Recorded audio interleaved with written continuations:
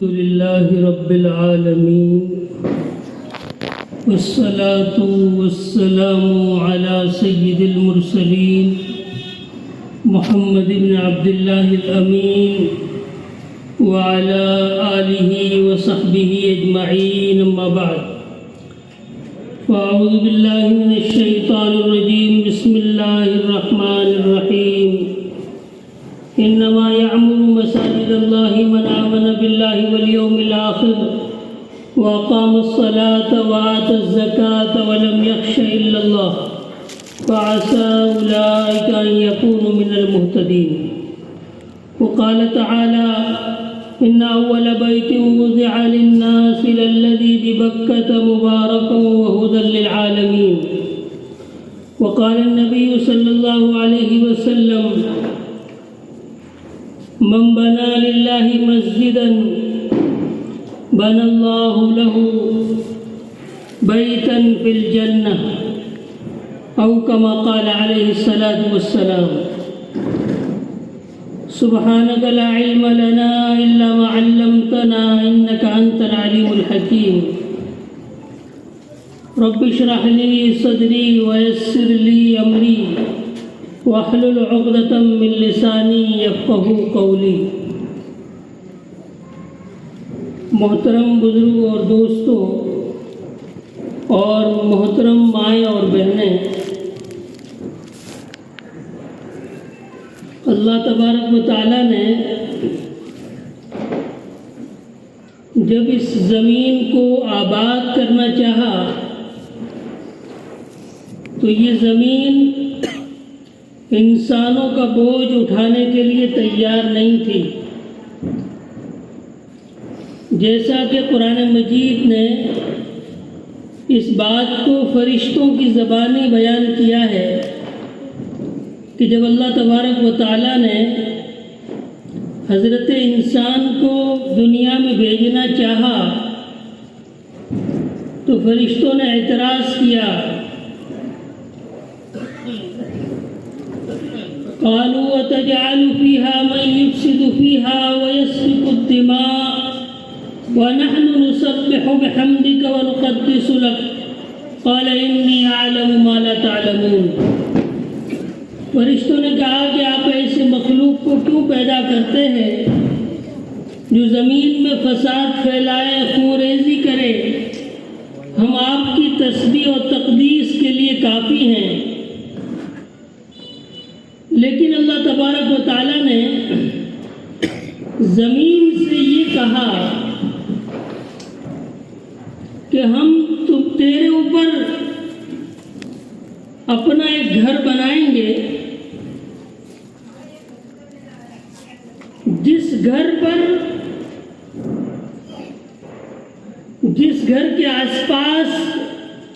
لوگ سجدہ کریں گے، طواف کریں گے، اور جس طریقے سے میری عبادت آسمان میں ہوتی ہے اسی طریقے سے زمین میں بھی میرا ایک گھر ہوگا، اور اس گھر کا لوگ طواف کریں گے، رکوع کریں گے، سجدہ کریں گے، اور اس زمین پر، اس حصے پر میرا نام لیا جائے گا. تب یہ زمین اس بات پر راضی ہوئی اور اللہ تبارک و تعالیٰ نے دنیا میں سب سے پہلا گھر کعبہ کی شکل میں مکہ مکرمہ میں جو ہے وہ بنانے کا حکم دیا، جس کی تعمیر میں، جس کو بنانے میں فرشتوں نے بھی حصہ لیا ہے، آدم علیہ السلام نے بھی حصہ لیا ہے، اور اخیر میں حضرت ابراہیم اور اسماعیل علیہ السلام نے بھی لیا ہے. یعنی گویا کہ زمین کو قائم کرنے اور اس زمین کو آباد کرنے کی بنیاد اگر کوئی ہے تو وہ اللہ کا گھر ہے. کعبۃ اللہ پہلا وہ گھر ہے جو اللہ کی عبادت کے لیے اس زمین پر پیدا کیا گیا. قرآن مجید نے اس کا ذکر کیا ہے: ان اول بیت وضع للناس للذی ببکۃ مبارک وہدی للعالمین. سب سے پہلا گھر جو مکے میں بنایا گیا وہ ہے جو اللہ تبارک و تعالیٰ نے مکے میں بنایا،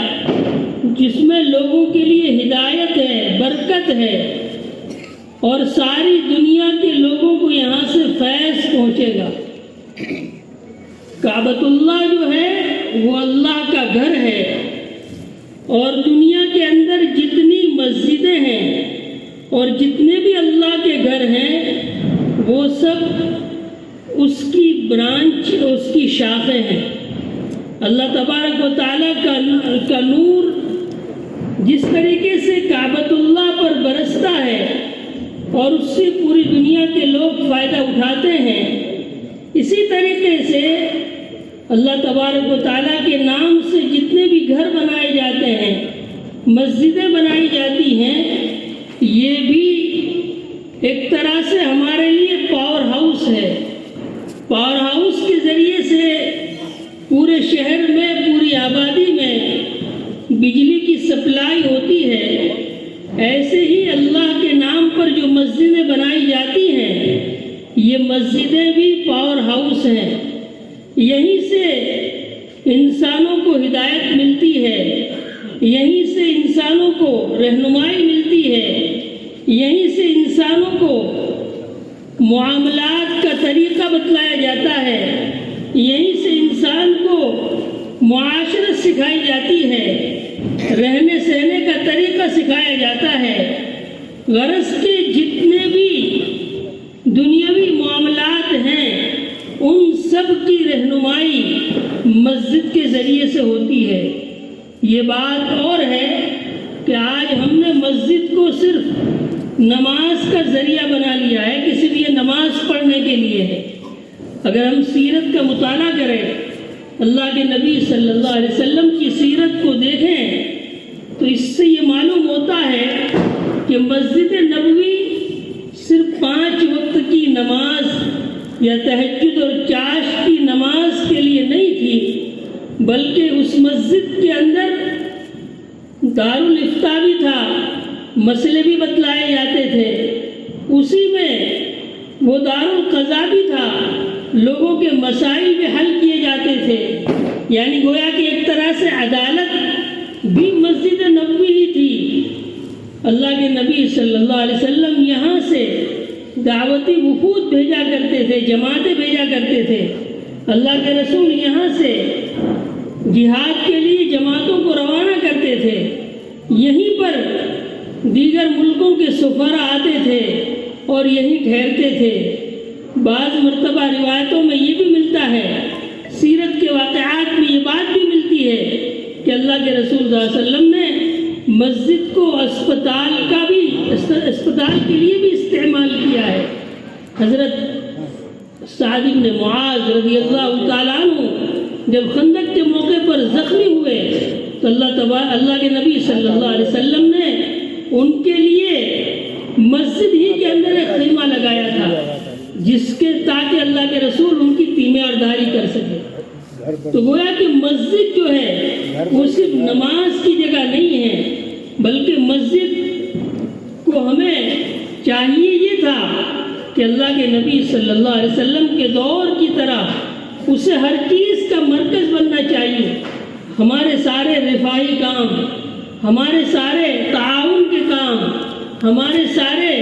معاملات، ہماری معاشرت، ہمارے سارے مسائل اور ہمارے یتیموں کے مسائل، مسکینوں کے مسائل، غریبوں کے مسائل، ان سارے مسائل کا مرکز جو ہے وہ مسجد ہونی چاہیے تھی۔ تو مسجد اللہ تبارک و تعالیٰ نے وہ مقام بنایا ہے کہ جس کا فیض انسان جو ہے ہر اعتبار سے اس کو اٹھا سکتا ہے۔ اور اللہ تبارک و تعالیٰ نے مسجد کو ایک ایسا پاور ہاؤس بنایا ہے، ایک ایسا بجلی گھر بنایا ہے کہ جہاں سے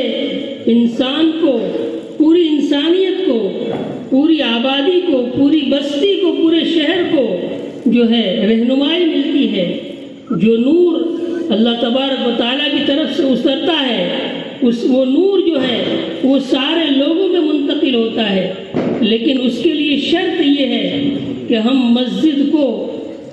کو آباد کریں۔ اللہ تبارک و تعالیٰ قرآن مجید میں فرماتے ہیں انما یعمر مساجد اللہ من آمن باللہ والیوم الآخر واقام الصلاة وآتى الزکاة ولم یخش الا اللہ وعسى اولئک ان یکونوا من المہتدین۔ بے شک اللہ کی مسجدوں کو وہ لوگ آباد کرتے ہیں جو اللہ پر ایمان رکھتے ہیں، جو آخرت پر یقین رکھتے ہیں، جو نمازوں کو قائم کرتے ہیں، جو زکوٰۃ دیتے ہیں، جو اللہ کے علاوہ کسی سے نہیں ڈرتے۔ اللہ تبارک و تعالیٰ آگے فرماتے ہیں کہ یہی وہ لوگ ہیں جو ہدایت یافتہ ہے، یہ سیدھے راستے پر ہے۔ اس آیت کریمہ میں بہت بڑی فضیلت ہے، بہت بڑا انعام ہے ان لوگوں کے لیے جو اللہ تعالیٰ کے گھر کو، اللہ تعالیٰ کی مسجدوں کو جو ہے آبادی کا کام کرتے ہیں۔ یہاں پر تعمیر کی دو تفسیریں کی گئی ہیں۔ ایک تعمیر کا مطلب یہ ہے کہ ہم اللہ تبارک و تعالیٰ کے گھر کو آباد کریں، نمازوں کے ذریعے سے، قرآن کی تلاوت کے ذریعے سے، ذکر اور تسبیح کے ذریعے سے۔ یہ تو ایک آبادی ہے، یہ وہ آبادی ہے جو ایک روحانی آبادی ہے، معنوی آبادی ہے۔ لیکن تعمیر کا ایک مطلب یہ بھی ہے کہ اس کی اصلاح کی جائے، اس کو بنایا جائے اور اس میں صفائی ستھرائی کا اہتمام کیا جائے، اس کو بدبودار چیزوں سے دور رکھا جائے اور اس میں کسی قسم کی گندگی وغیرہ نہ ہو، اس کا لحاظ رکھا جائے۔ مسجدوں کا معاملہ بہت زیادہ جو ہے اہمیت والا ہے۔ یہ اللہ کے گھر ہیں، انہیں صاف ستھرا ہونا چاہیے، انہیں بہت اچھا ہونا چاہیے۔ ہم اپنے گھروں کو جس طرح اچھے سے اچھا بنانے کی کوشش کرتے ہیں تو ہمیں اللہ کا گھر بھی اچھے سے اچھا ہو، اس کی کوشش کرنی چاہیے۔ اللہ کے نبی صلی اللہ علیہ وسلم جب تک مکہ مکرمہ میں رہے، ظاہر بات ہے کہ وہاں حالات ایسے نہیں تھے کہ مسجد کی تعمیر کی جا سکتی، لیکن جیسے ہی اللہ کے نبی صلی اللہ علیہ وسلم مدینہ منورہ تشریف لائے اور ابھی آپ مدینہ منورہ میں داخل بھی نہیں ہوئے اور آپ نے ایک قبیلہ ہے عمرو ابن عوف، وہاں اس محلے میں آپ نے مدینہ میں داخل ہونے سے پہلے 14 دن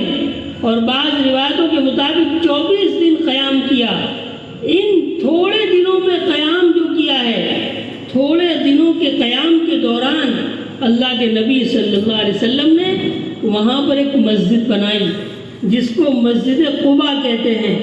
یہی وہ مسجد ہے جس کی فضیلت کے بارے میں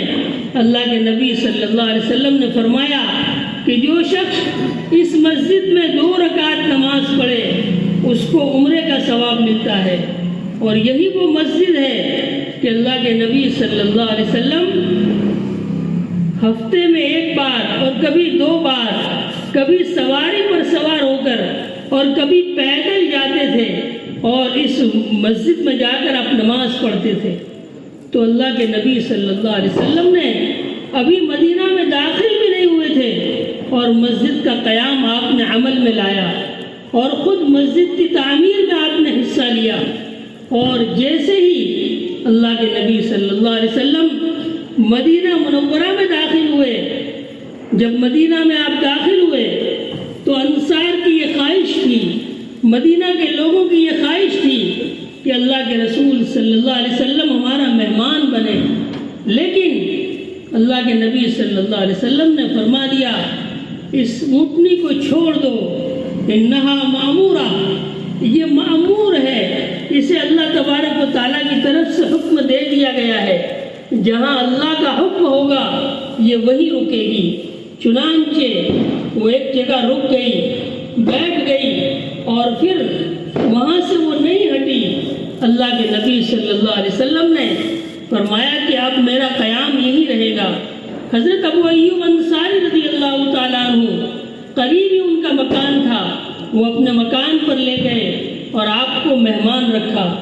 یہاں جو بات بتلانا مقصود ہے وہ یہ ہے کہ اللہ کے نبی صلی اللہ علیہ وسلم مدینہ منورہ میں تشریف لاتے ہیں، لیکن پہلے اپنے رہنے کا مکان اور اپنی ازواج مطہرات اور بیویوں کے رہنے کا مکان کا انتظام نہیں کرتے۔ سب سے پہلے آپ نے اسی جگہ پر جہاں وہ اونٹنی بیٹھی تھی، قریب میں ایک باڑہ تھا جہاں پرانے درخت تھے اور کچھ قبریں بھی تھی،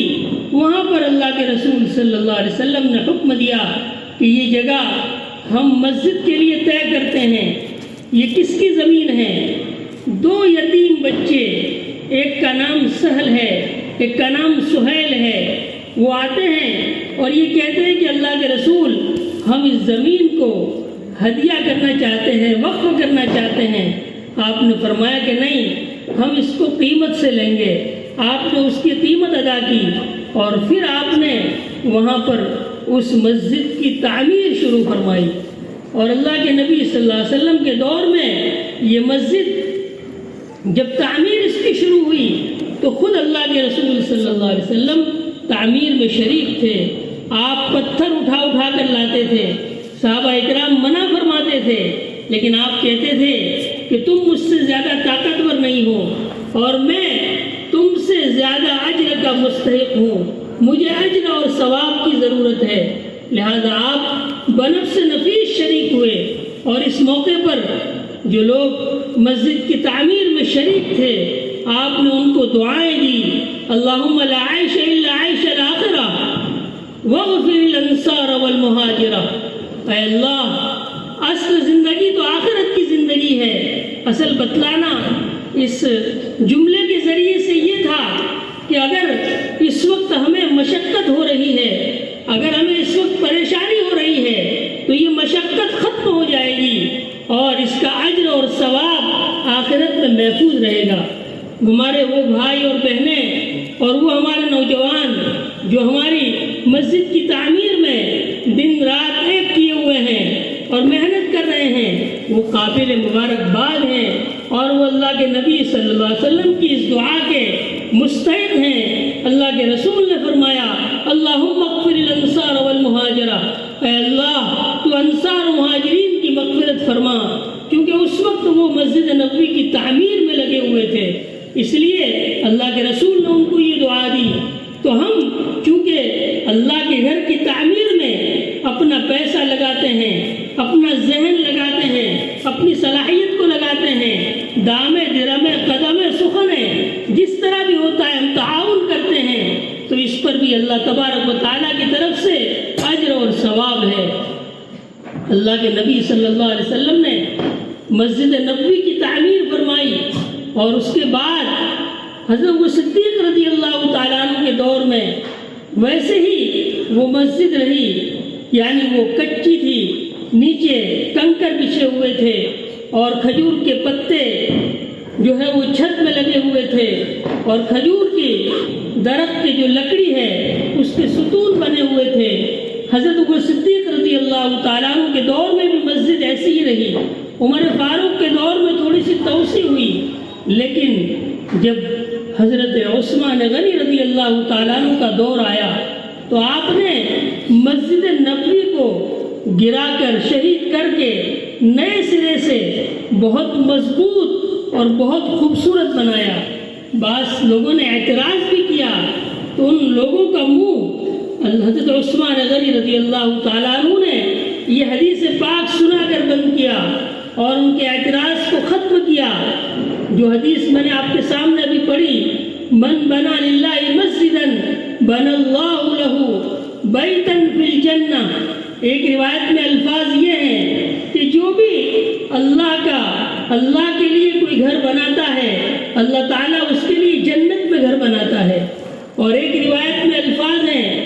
من بنا للہ مسجدا یبتغی بہ وجہ اللہ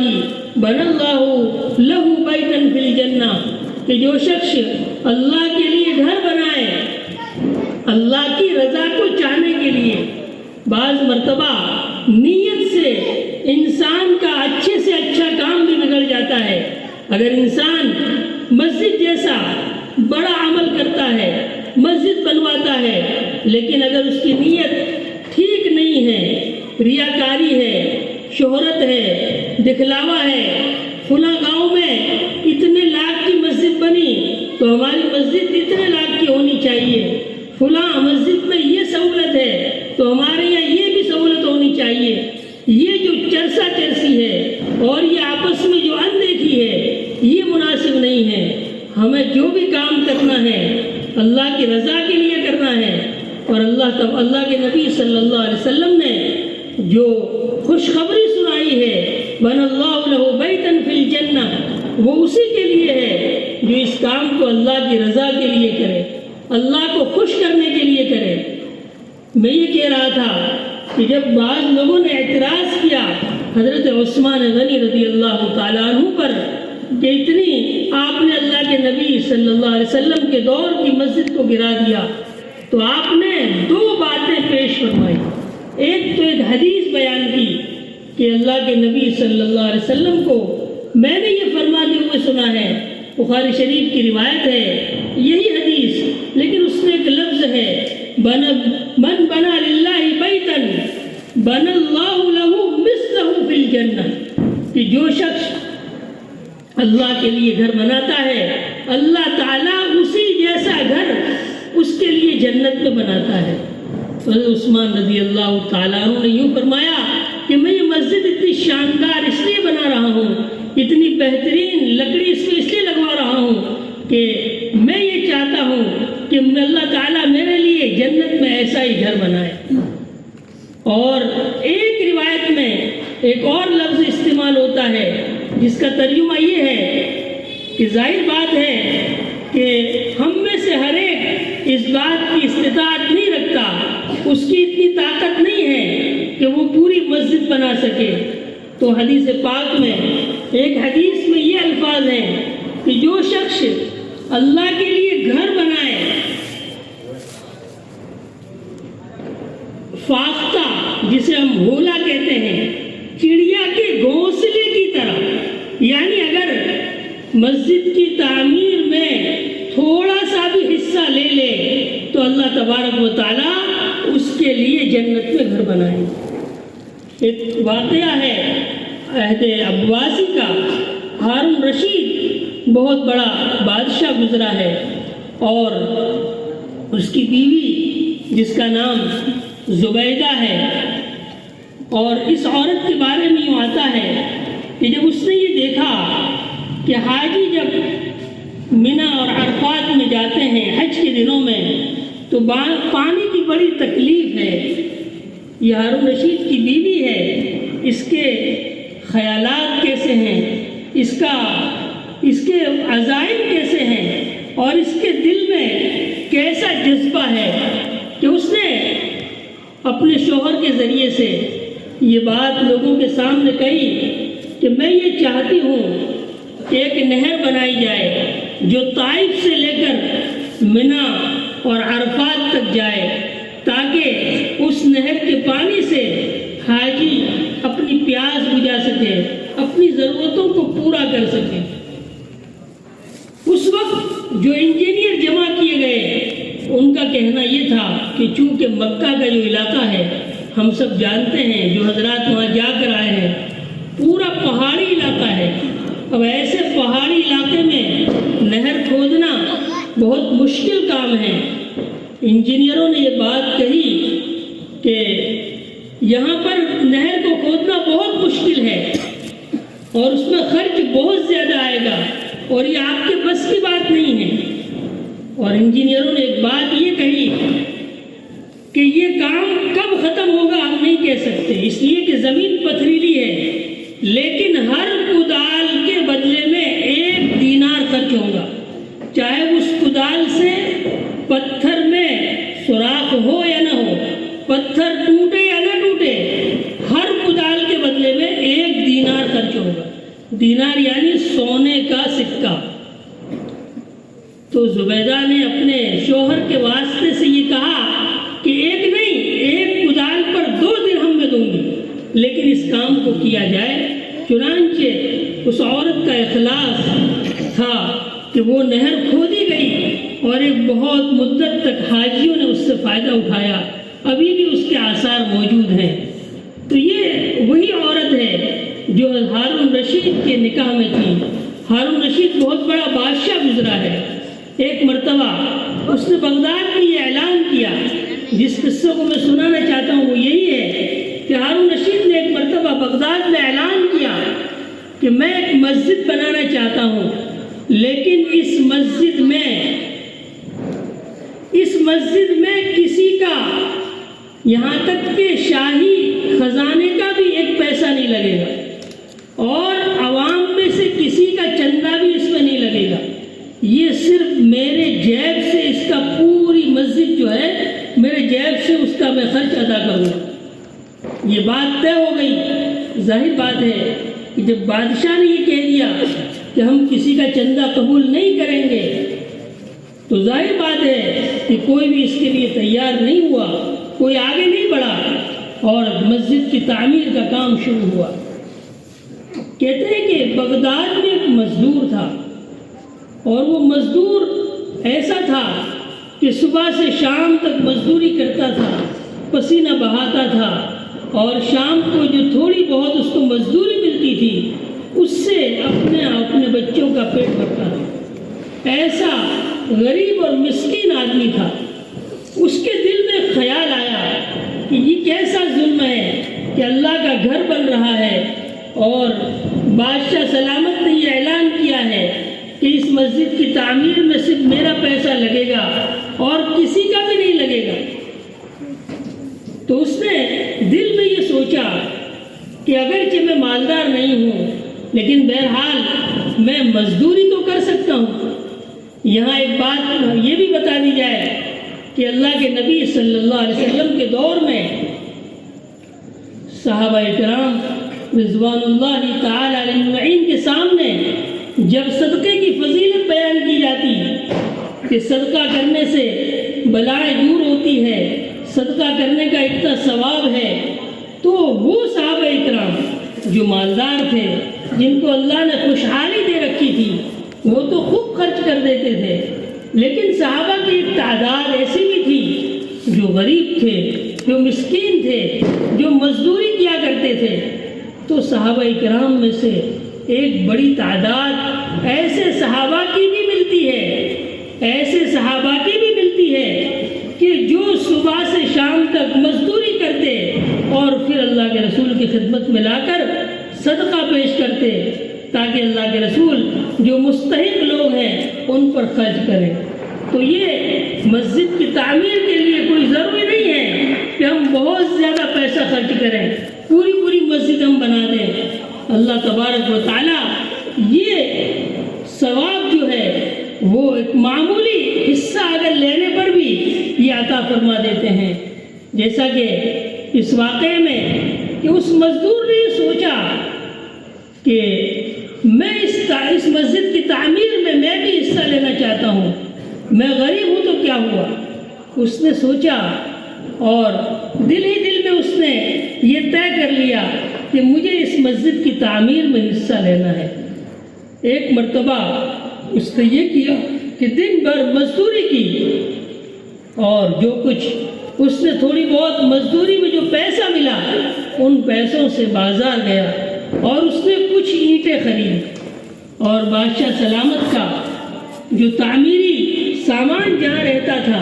جو اینٹیں کپچی وغیرہ جو بھی اس وقت چلتا ہوگا، وہ سامان جہاں رکھا ہوا تھا اس سامان میں، ان اینٹوں میں اس نے اپنی مزدوری کے پیسے سے خریدی ہوئی چند اینٹیں جو ہے اس میں لگا دی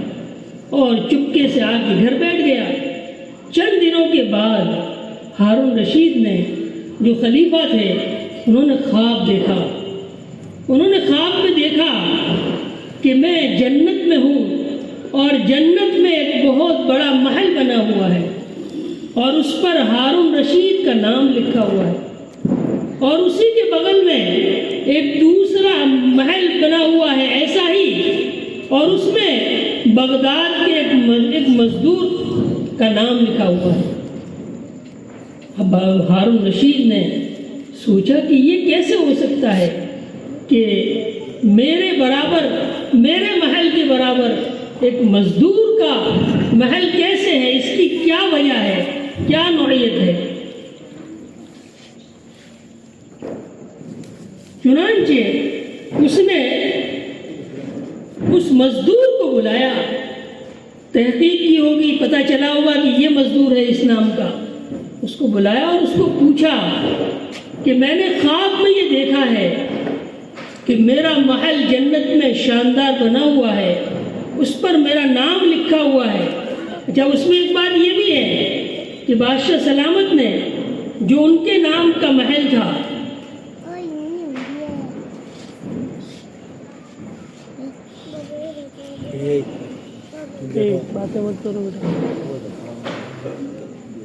اس میں وہ داخل ہوئے، پھر انہوں نے باہر نکل کر یہ سوچا کہ یہ جو دوسرا محل ہے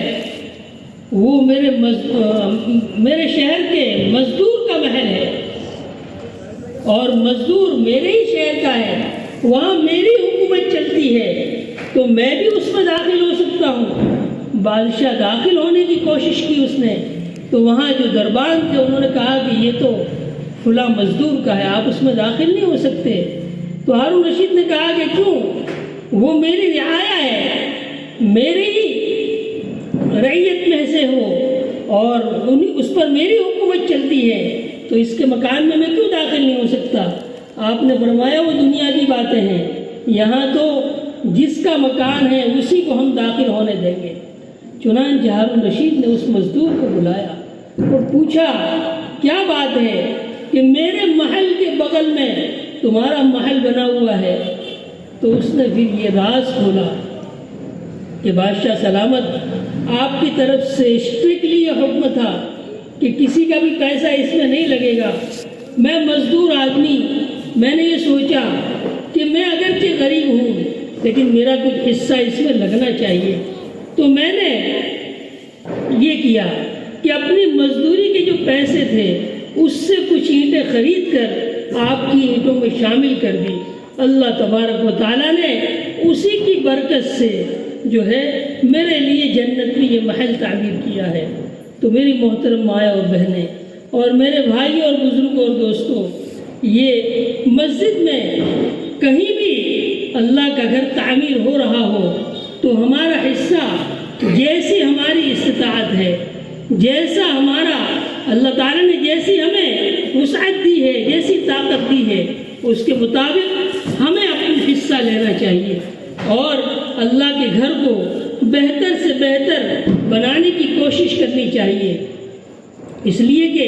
مسجدیں جو ہیں وہ اللہ کا گھر ہے۔ اور جو آیت کریمہ میں نے آپ کے سامنے پڑھی اس میں اس بات کی ضمانت ہے کہ بے شک اللہ کے گھر کو، اللہ کی مسجدوں کو وہی آباد کرتے ہیں، اس کی تعمیر وہی کرتے ہیں جو اللہ پر یقین رکھتے ہیں، جو آخرت پر یقین رکھتے ہیں۔ آخرت پر ایمان اور اللہ پر یقین کی ضمانت خود قرآن دے رہا ہے، یعنی اللہ تعالیٰ یہ فرما رہے ہیں کہ جو اللہ کے گھر کو آباد کرے گا، چاہے روحانی اور معنوی اعتبار سے، مسجدوں کی سجدوں کے اعتبار سے، قرآن کی تلاوت کے اعتبار سے، نماز با جماعت کا اہتمام کے ذریعے سے، اور اسی طریقے سے اس کی تعمیر میں حصہ لے کر، اس کی صفائی ستھرائی میں حصہ لے کر، اور اس کے جو معاونین ہیں ان کا تعاون کر کے، مسجد کا امام ہے، مسجد کا مؤذن ہے، مسجد کی صفحے ہیں، مسجد میں اور بہت سارے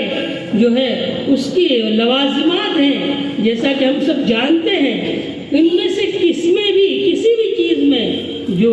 خرچ کرتا ہے وہ اللہ کے گھر کو آباد کر رہا ہے۔ اور اللہ تعالیٰ اس آیت کریمہ میں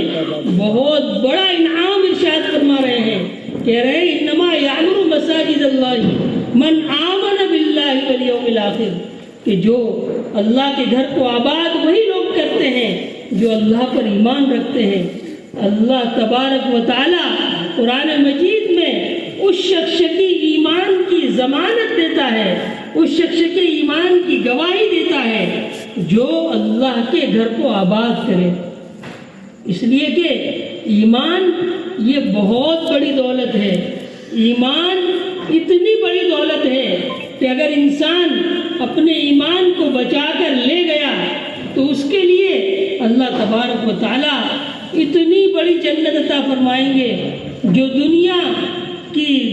سے بہت زیادہ، بلکہ آسمان و زمین سے بہت زیادہ لمبی اور چوڑی جنت عطا فرمائیں گے۔ تو اللہ تبارک و تعالیٰ یہ فرما رہے ہیں کہ جو اللہ کے گھر کی تعمیر میں حصہ لے گا، جو اللہ کے گھر کو آباد کرے گا، وہ وہی ہوگا جو اللہ پر ایمان رکھتا ہے، اللہ پر یقین رکھتا ہے۔ ایمان بہت بڑی دولت ہے، اور انسان کا کمال یہ ہے کہ وہ اپنے ایمان کو بچا لے جائے۔ حضرت امام احمد بن حنبل رحمۃ اللہ علیہ کے بارے میں ہم بارہا ہی واقعہ سنتے ہیں کہ ان کا آخری وقت تھا اور لوگ کلمے کی تلقین کر رہے تھے، اور امام احمد بن حنبل یہ فرما رہے ہیں ابھی نہیں، ابھی نہیں۔ بعد میں جب آپ کو ہوش آیا تو شاگردوں نے، آپ کے گھر والوں نے پوچھا کہ کیا بات ہے؟ ہم آپ کو کلمے کی تلقین کر رہے تھے اور آپ ابھی نہیں کہہ رہے تھے کہ یہ بات نہیں ہے۔ بات یہ ہے کہ اس وقت شیطان آیا تھا میرے پاس اور یوں کہہ رہا تھا احمد تیرے علم نے تجھے بچا لیا، آج تو میرے چکر سے نکل گیا، آج تو بچ گیا، آج تو نے اپنے ایمان کو بچا لیا۔ تو میں اس سے یہ کہہ رہا تھا کہ ابھی نہیں، جب تک میری روح میرے جسم کے اندر باقی ہے مجھے تیری طرف سے ہر وقت خطرہ ہے۔ لیکن اللہ تبارک و تعالیٰ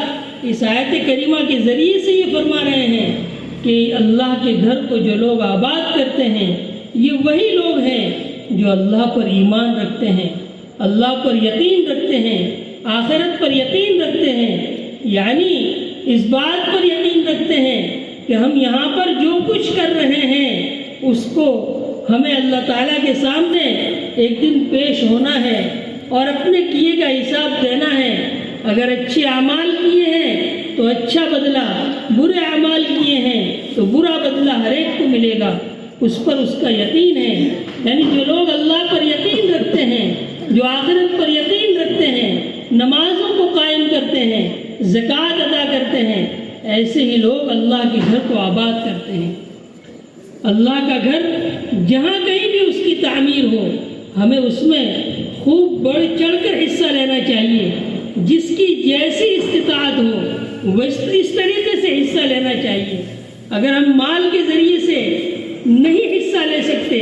تو اپنی ذات کے ذریعے سے، اپنی جان کے ذریعے سے، اپنے وقت کے ذریعے سے، اپنی صلاحیت کے ذریعے سے بھی ہمیں فائدہ پہنچانا چاہیے، اور اللہ کے گھر کی آبادی میں ہمیں حصہ لینا چاہیے۔ اس لیے کہ اللہ تبارک و تعالیٰ نے قرآن مجید میں ارتقا فرمایا فی بیوت اذن اللہ ان ترفع، کہ اللہ تبارک و تعالیٰ اپنے گھروں کے بارے میں یہ فرماتا ہے کہ اسے بلند کیا جائے۔ یہاں پر بلند کرنے کی دو تفسیریں کی گئی ہیں۔ ایک تفسیر یہ ہے کہ مسجدوں کو خوب بلند کیا جائے، اس کے مناروں کو بلند کیا جائے، اچھی مسجدیں بنائی جائے، اور ایک مطلب اس میں یہ بھی ہے کہ اس میں خوب اللہ کا ذکر کیا جائے، قرآن کی تلاوت کی جائے، نمازوں کے ذریعے سے اس کو آباد کیا جائے۔ اور آگے فرمایا ان ترفع ویذکر فیہا اسم اللہ، اور اس میں اللہ کا نام لیا جائے۔ میرے محترم بزرگ اور دوستو، اللہ تبارک و تعالیٰ نے ہمیں مال دیا ہے، جتنا بھی دیا ہے، اگر اس میں سے اللہ کے راستے میں، اللہ کی نسبت پر اگر ہمارا وہ مال لگتا ہے تو بڑا خوش نصیب ہے وہ مال، بڑا بابرکت ہے وہ مال جو ہمارا ایسی جگہوں میں لگ جائے۔ ہم نے دیکھا ہوگا کہ بہت ساری جو بھٹی ہوتی ہے اینٹ کی، اس میں بہت ساری اینٹیں بنتی ہیں، لیکن اینٹیں کچھ وہ ہوتی ہیں جو مسجد میں لگتی ہیں، کچھ وہ ہوتی ہیں جو ممبر و محراب میں لگتی ہیں، کچھ وہ ہوتی ہیں جو کسی گھر میں لگتی ہے، کچھ وہ ہوتی ہیں جو پائخانہ میں لگتی ہے، لیکن جو اینٹیں منبر و محراب کا حصہ بنتی ہیں، جو اینٹیں مسجد کا حصہ بنتی ہیں، ظاہر بات ہے کہ اینٹ ایک ہی بھٹی کی نکلی ہوئی ہے، لیکن اللہ تبارک و تعالیٰ کے گھر کی طرف اس کی نسبت چونکہ ہو گئی ہے، لہذا اس کا مرتبہ بڑھ جاتا ہے۔ اب اس مسجد میں سے کوئی حالت جنابت میں گزر نہیں سکتا، کوئی ناپاکی کی حالت میں وہاں نہیں رہ سکتا، اب وہاں پر آپ زور سے بات نہیں کر سکتے، حالانکہ وہی اینٹ ہے، ایک ہی بھٹی سے نکلی ہوئی ہے، لیکن چونکہ اب وہ ممبر پر لگ گئی، وہ مسجد کی چار دیواریں بن گئی، لہذا وہ بابرکت ہو گئی، اس کا مرتبہ بلند ہو گیا۔ ایسے ہی ہماری جو کمائی ہے، ہماری گاڑے پسینے کی کمائی ہے، ساری ہماری کمائی باعث برکت ہے، بڑی مبارک ہے، اور ہماری گاڑے پسینے سے کمائی ہوئی کمائی ہے، لیکن ہمارا وہ مال، ہمارا وہ پیسہ جو اللہ کی نسبت پر لگ جائے، اس کا مرتبہ جو ہے وہ بہت زیادہ بڑھ جاتا ہے، وہ برکت والا ہے۔ اس وقت اگر ان پیسوں کے خرچ کرنے کی وجہ سے یا کسی مسجد کی تعمیر میں ہمیں ہمارے اوپر مشقت آتی ہے، تکلیف پڑتی ہے، الجھن ہوتی ہے، پریشانی ہوتی ہے، پریشانیوں کی بہت ساری شکلیں ہو سکتی ہیں۔ تعمیری کام جب ہوتا ہے تو بہت سارے مسائل کھڑے ہوتے ہیں، اور پڑوسیوں کو بھی بعض مرتبہ تکلیف ہوتی ہے۔ ہم اللہ کے گھر کی جب تعمیر میں لگے ہوئے ہیں تو پریشانیاں آئیں گی، حالات آئیں گے، لیکن اس پر ہمیں صبر کرنا ہے، اور اللہ تبارک و تعالیٰ اس پر ہمیں جو اجر دے گا، جو ثواب دے گا، وہ ہمیشہ ہمیشہ باقی رہنے والا ہے۔ تو ہمیں اپنی پسینے کی جو گاڑی کمائی ہے، اس کا وہ حصہ جو اللہ کی بارگاہ میں لگ جائے، اللہ کے گھر میں لگ جائے، کسی بھی نسبت پر لگ جائے، وہ بیت اللہ کی تعمیر میں لگ جائے، تو وہ پیسہ ہمارا قابل مبارکباد ہے۔ وہ ہمارا پیسہ اس کمائی کے مقابلے میں، اس مال کے مقابلے میں جو ہم نے اپنی ذات پر خرچ کیا ہے، جو اپنے بال بچوں پر خرچ کیا ہے، اپنی دیگر دنیاوی ضرورتوں پر خرچ کیا ہے، اس کے مقابلے میں وہ مال جو اللہ کی نسبت پر خرچ ہوگا، جو اللہ کے گھر کی تعمیر پر خرچ ہوگا، وہ اس سے بہت زیادہ بڑا ہوا ہے، برکت کے اعتبار سے بہت زیادہ بڑا ہوا ہے۔ اور اس پر اللہ تعالیٰ ہمیں کیا اجر دے گا، جس کا تذکرہ حدیث پاک میں فرمایا گیا کہ اللہ تعالیٰ اس کے لیے جنت کے اندر بہترین محل عطا فرمائیں گے، اس کے لیے بہترین گھر بنائیں گے۔ کسی کے ذہن میں یہ سوال ہو سکتا ہے کہ پوری مسجد تو ہم نے نہیں بنائی، تھوڑا سا حصہ لیا ہے۔ کہتے ہیں تھوڑا سا حصہ اگر ہم لیں تب بھی اس پر بھی ہمیں اللہ تبارک و تعالیٰ ثواب کو عطا فرمائیں گے۔ مزدور کا قصہ ابھی ہم نے سنا کہ اس نے چند اینٹیں رکھی، لیکن اللہ تبارک و تعالیٰ نے ہارون رشید کے بغل میں اس کا محل جو ہے وہ بنایا۔ تو ہمیں اپنی کمائی کا ایک حصہ، کچھ حصہ ہمیں طے کرنا چاہیے، اور اس کے اللہ کی نسبت پر اس کو لگانا چاہیے۔ لیکن ایک بات جو بہت ضروری ہے اور بہت زیادہ قابل لحاظ ہے کہ ہم مسجد چونکہ اللہ کا گھر ہے، اللہ کے گھر میں ہمارا وہی پیسہ لگنا چاہیے، ہمارا وہی مال لگنا چاہیے جو حلال اور پاکیزہ ہو۔ ہم اس میں کوئی ایسا مال، مشتبہ مال اس میں خرچ نہ کریں۔ اس کا اندازہ آپ اس سے کر سکتے ہیں کہ جب اللہ کے نبی صلی اللہ علیہ وسلم کے دور کی بات ہے، جبھی آپ رسول اور نبی نہیں بنے تھے، ابھی آپ کو نبوت اور رسالت سے سرفراز نہیں کیا گیا تھا، اس وقت سیلاب کی وجہ سے کعبۃ اللہ کی دیوار گر گئی تھی۔ تو قریش مکہ نے یہ سوچا کہ اب اس کی تعمیر پھر سے کر دی جائے، پختہ عمارت بنا دی جائے، لیکن ظاہر بات ہے کہ وہ اس زمانے جاہلیت کا دور تھا، شراب، جوا عام تھا، اور برائیاں جو ہو سکتی ہیں امکانی حد تک وہ ساری برائیاں وہاں موجود تھی۔ لیکن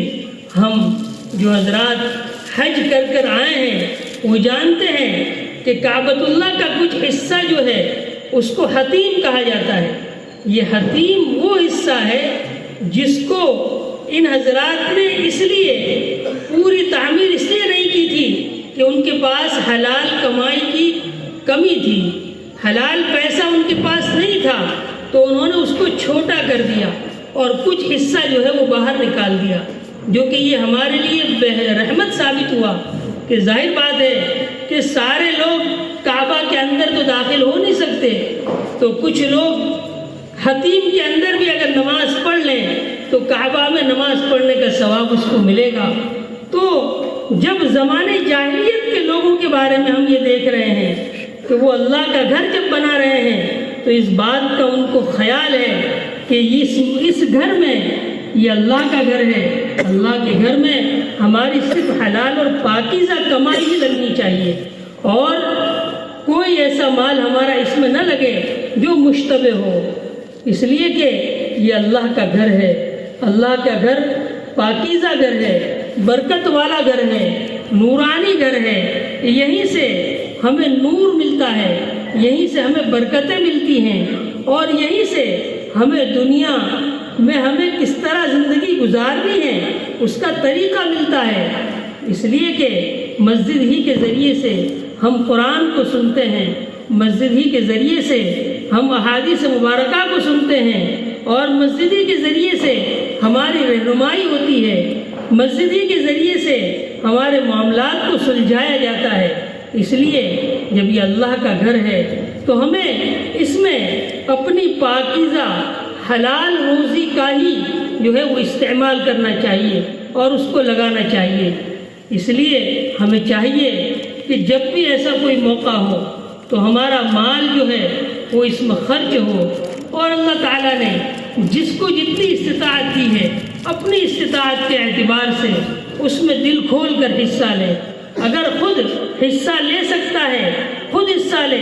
اگر کسی کو کہہ سکتا ہے تو اس سے کہلوا کر اس کے ذریعے سے تعاون کرائے۔ اللہ تبارک و تعالیٰ